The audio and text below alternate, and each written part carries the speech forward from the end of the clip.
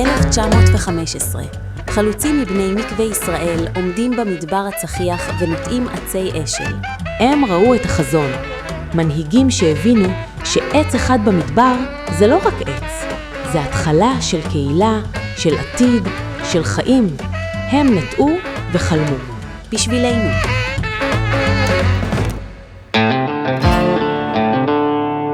היום, 110 שנים אחרי, חורשת בארותיים עדיין כאן. העצים מגיעים לגובה של בניין בן 3 קומות. תושבים מכל האזור מגיעים לצל שלהם. וזה שהחלוצים לא ידעו, מתחת לרגליהם שכבות של היסטוריה.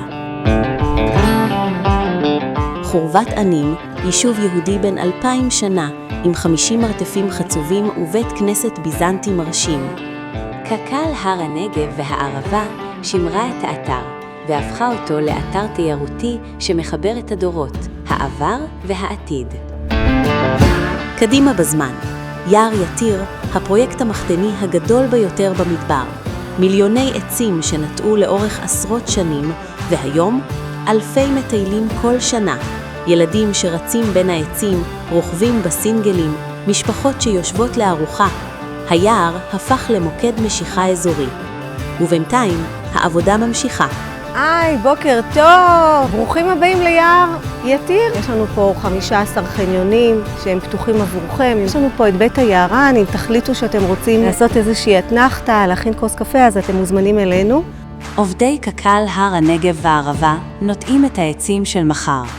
עצים שיהפכו בעוד 30 שנה ליער הבא. דור נוטע, דור נהנה. זה המעגל של קק"ל הר הנגב והערבה. בשביל להגיע לכיסוי צמרות מיטבי, אנחנו מגדלים עצים שנבחרו פה מהיער, וכשהם יגדלו קצת אנחנו גם נדלל אותם בשביל להגיע ליער גבוה ומצל. כשאנחנו נוטעים עץ היום, אנחנו חושבים קדימה 20, 30 ו-50 שנה, פה ובכלל אזור הר הנגב והערבה, רוצים שהעצים האלה ישמשו את הציבור שנים קדימה. יער קהילתי זו מעטפת ירוקה בהישג יד. כאן ליד שני לבנה, תושבים יוצאים מהבית ל5 דקות הליכה ומוצאים את עצמם בטבע. זה לא יער רחוק, זה היער שלהם. וביער הקהילתי באר שבע זה הולך עוד צעד קדימה. תלמידים מבתי הספר מגיעים ברגל, לומדים בטבע ואפילו מסדרים שבילים בעצמם. בעוד 10 שנים כשהם יחזרו לכאן עם הילדים שלהם, הם יגידו, את השביל הזה אני סידרתי אותו בכיתה ד'. ליצור יער זה רק ההתחלה. קק"ל הר הנגב והערבה עובדת כל השנה. דרכי אש, מערכות ניטור, צוותי כיבוי מוכנים. זו השקעה מתמשכת. ומעבר לשמירה, יצירה. סינגל סובב מיתר שמושך רוכבים מכל הארץ.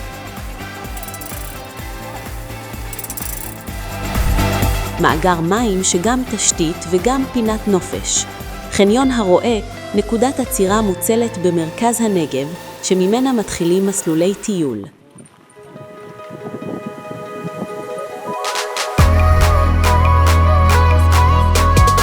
בפארק בן גוריון, שביל החושים מלמד ילדים על הטבע דרך מגע ישיר, ללמוד בידיים, ברגליים, בכל החושים.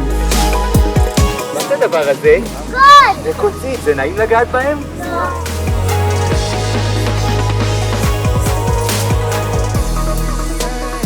פארק גולדה מציע מרחב נופש נוסף לתושבים. וכל זה חלק ממפת המרחבים הציבוריים שקק"ל הר הנגב והערבה יצרה. כפי שאתם רואים בתמונה, כל האזור הזה נקרא גוש רמון ואותו אנחנו מנהלים. לפעמים אנשים נוטים לחשוב שאין הרבה יער במקום הזה, אבל זה לא כל כך נכון.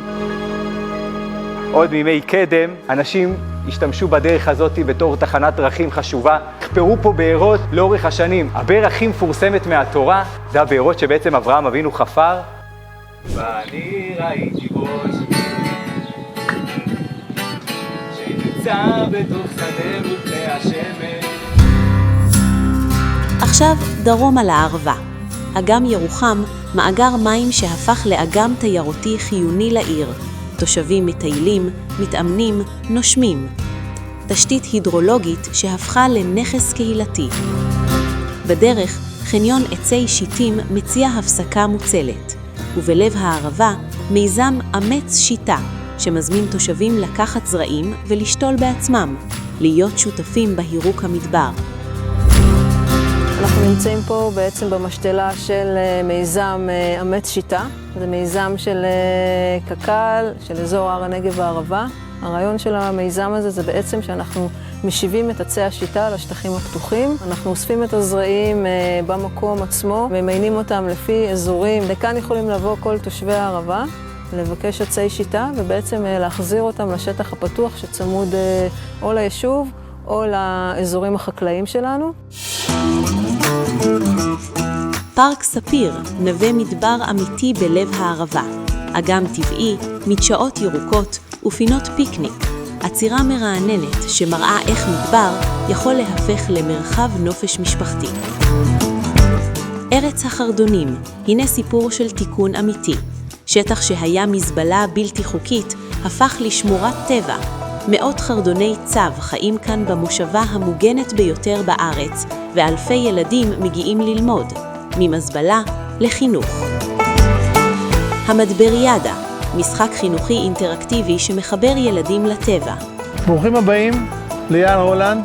אנחנו נזיז את הטלפונים, אנחנו נתקין בטלפונים שלנו את האפליקציה של קרן קיימת חוויה R, ונתחיל לשחק במשחק האינטראקטיבי שיקח אותנו להרפתקה לטיול כאן במרחבי היער, ונלמד בעזרת האפליקציה גם על הצמחים, גם על בעלי החיים, גם על הטבע, על סוגי קרקע שונים ומשונים שיש לנו כאן. ובסיום המסע, פארק הצפרות, שם הטבע מתעופף מעל ראשינו. פארק הצפרות ואזור הר הנגב והערבה, קק"ל, שומרים על הציפורים הנודדות. ביחד נתנו פה יער מעצים מקומיים שמאכילים ציפורים שמגיעות אלינו עכשיו מאירופה ומאסיה, ועפות לאפריקה, והודות ליער הזה הן מקבלות כאן את כל מה שהן צריכות. חוץ מזה אנחנו מקבלים פה הרבה מאוד קהל, 150,000 מבקרים, ממש ליד העיר אילת, בנקודה הכי דרומית בישראל. ועכשיו הסתכלו לעתיד. העצים שאנחנו נוטעים כאן היום, בעוד 20, 30, 50 שנה, הילדים שלכם יטיילו בצל שלהם. הנכדים שלכם ילמדו מתחת לענפים שלהם. יש אמרה שאומרת, אם אתה בעיצומה של נטיעת עץ, אתה לא עוצר, למרות שאומרים לך המשיח בדרך, אתה מסיים את נטיעת העץ ואז יוצא לקבלו. נטיעת עץ זה דבר חשוב, זה דבר משמעותי למען הדורות הבאים. האזור הזה מבחינתי הוא אזור מאתגר שאני רוצה לפתח אותו עוד, ואנחנו מדברים על תוספת של כמעט עוד 600,000 דונם נטיעות בשנים הבאות. מבחינתי המטרה שלי בסופו של יום לחבר את התושבים ליערות שלנו. כל מה שאנחנו עושים זה למען תושבי ארץ ישראל, ובמיוחד תושבי אזור הר הנגב. מהר הנגב ועד הערבה, אנחנו מזמינים אתכם להיות חלק מהמעגל הזה. ביחד נמשיך לנטוע עבור הדורות הבאים.